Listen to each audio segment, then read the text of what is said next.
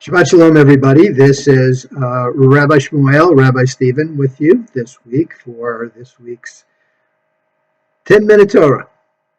So, hope you're all doing well. Hope you are all having a great week. Just a reminder to all my congregants, the congregants at Temple Shalom of Ontario, that we have our semi-annual congregation meeting coming up on Monday, November 14th at 7:30 p.m. Pacific time. And it will give me as your rabbi an opportunity to discuss what we're doing, how we're doing it, get some feedback from you. And, it's always good to communicate. As you know, my door is always open, and I like to hear feedback from you folks. And, a lot of you over the past few years have suggested different melodies for things, different prayers that you'd like to do. And, I'm always happy to hear that, because I'm here for you. And, this is basically for you. I'm here to serve you, to minister to you. And, the more you're interested, the more you're engaged, the more you're going to get out of the service. You're going to feel that inspiration, that spiritual bliss, that religious connection to your heritage. So that's what we're all aiming to do. And quite frankly, that's why we have these meetings. So let's get right to this week's portion, because now we're starting to get into the thick of things. So last week, Lech Lecha, we met Avram, who became Avraham, from the father of Haram to the father of a multitude of all nations, he and his wife Sarai, who became Sarah. And as we discussed, he was circumcised at the ripe old age of 99. He ultimately became Jewish. That's when God sealed his covenant with him and thus changed his name. This is, of course, the basis of doing a Brit at 8 days of age of a male child. And we also do the baby naming there. And, in our modern age, we have also developed what they call a Simchat Bat, which is a similar ceremony for naming a daughter. Of course, we don't do the circumcision. There's no reason for it, but we still go ahead with the ceremony. So here is now Abraham, and the reason I mention this is because at the end of last Parsha, this is sort of how the portion ends, with Abraham at the age of 99 circumcising himself, circumcising Ishmael, who was 13, and thus the basis, I believe, of in Islam, that boys get circumcised at the age of 13, because Ishmael is sort of like their founding prophet or patriarch, or however it's referred to in the Muslim religion. And of course, also Abraham also circumcised all of his servants, and a lot of his servants, and this isn't really talked about a lot, but all of his servants were basically converts. He had a following. He preached this idea of, the one God, of monotheism, and he was the leader, and a lot of people were attracted to it. It's interesting, though, that that's never followed up anywhere. It's not discussed in the Torah. It's not discussed in history. And one of the reasons is that in the Torah, the only things that are mentioned are things that are absolutely necessary to continue the story of the history of modern Judaism. That's really kind of what it is.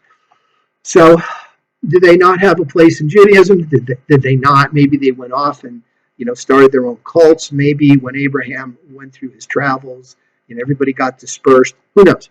Doesn't really matter. What really matters is that Abraham is our example. He's our shining example.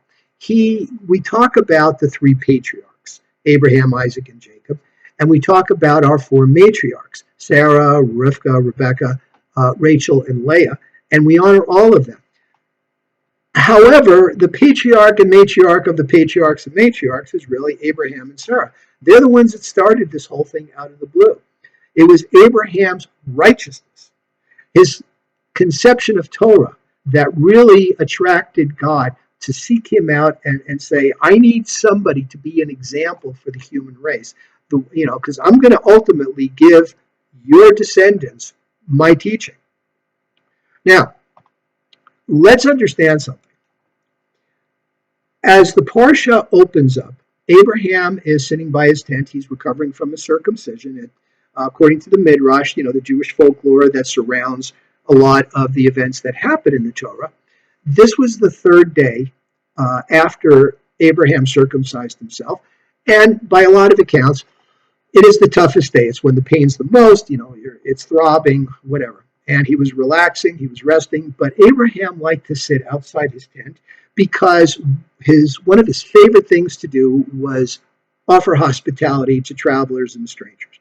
So when he saw three men come by, he jumped up, and being in pain, he just grabbed them and said, "Oh, come into my tent, let me make you welcome, let me wash your feet, let me serve you a meal." Now, and of course, these were not really men, these were angels. They were appearing as men, humans, in order to do what they were going to do. Now, let's talk about what is Torah. When you hear the word Torah, what do you think of? You think of a chumash, you think of a book, you think of a scroll. But Torah is really God's teaching. Abraham did not have a book or a parchment that listed all the commandments and all the other things that the Torah lists, but he had kind of this innate perception of what God's law was. Aside from the fact of being kind to strangers and being hospitable and just respecting everybody, I get a little long-winded sometimes, respecting everybody on the planet because we're all created in God's image, God's spiritual image. Moses kind of understood certain things. So first, he offers these strangers dairy to whet their, milk to whet their appetite, and a little bit of an appetizer, if you will, kind of an app. First time in history we see the idea of an app, right? And then this is for them to relax and satiate themselves while they're waiting for the main course, which was going to be a calf, which presumably he shechted, with a ritual slaughter, so the animal doesn't feel any pain and they can take care of it, drain the blood, whatever else they do. They just knew this instinctively. Now, some people say, well, wait a minute. Abraham served milk with meat. Well, no, he didn't. If you look at the progression of the Torah, and remember, in Torah, there's nothing there by accident, no random discussion. Everything is there for a very specific purpose. So it was for this specific purpose that we are shown that Abraham was the first person to be kosher. He had meat before milk. He had milk before meat, And to this day, it's okay to have milk. Rinse your mouth off and then, go have a hamburger. Kosher hamburger, of course, or Frankfurter, Hebrew National, whatever. But depending on your heritage, depending on your nusach, your custom, your minchag rather, your tradition depends on how much time you wait after having meat before you can go back to having milk. So these were three angels, and each angel was a messenger of Hashem, and each one of them had a specific message. Now I'm going to see if I get the names right.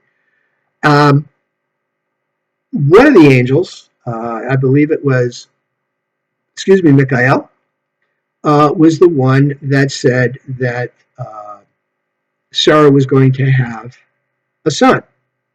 The next angel, Gabriel, was the one that said that Sodom, Gomorrah, and there were three other cities, Admah, Zeboim, and Zoar, were going to be destroyed. And the third angel, Raphael, was there to heal Abraham from his pain and also to go and heal Lot. Now, some people might think, well, there was two messages there, but it's actually one. He was an angel of healing. When they left, and of course they appeared as men, they appeared to eat. They of course did not, but they kept up the appearance. And when they left, only two of them left. Why?